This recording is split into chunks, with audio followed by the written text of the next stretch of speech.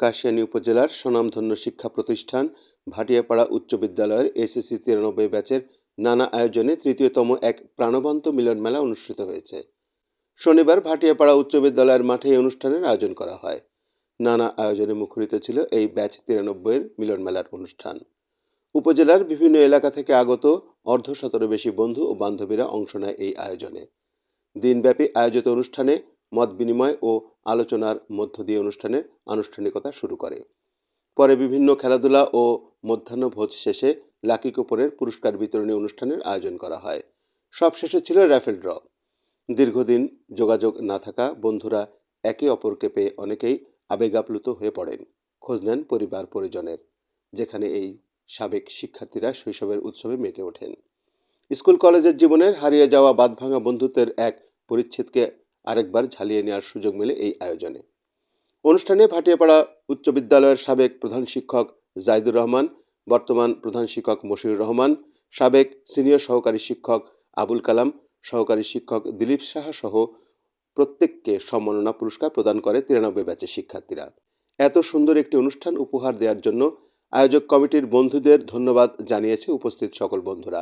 তারা সকলেই বলেন, সকল বন্ধুদের আন্তরিক সহযোগিতা থাকলে প্রতি বছর এই মিলন মেলা অব্যাহত থাকবে।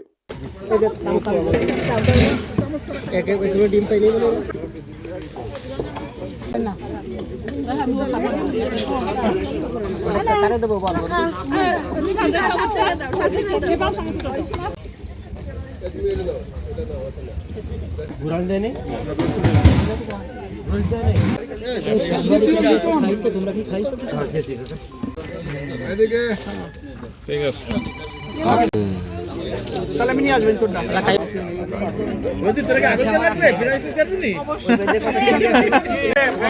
বেশি লাগাই ভাষণ আসলে আমাকে দিয়ে দাও। ওইটা কে নেবে? তো টাকা দিস না। ওই কাছে মুকুল আচ্ছা 10 সুমন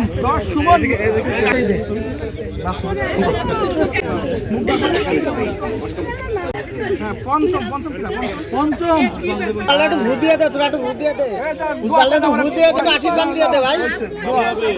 কবে হবে কত করবো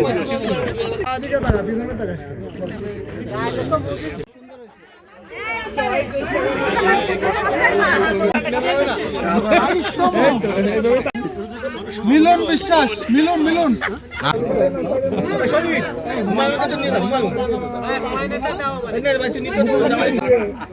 জর্জার গ্লাস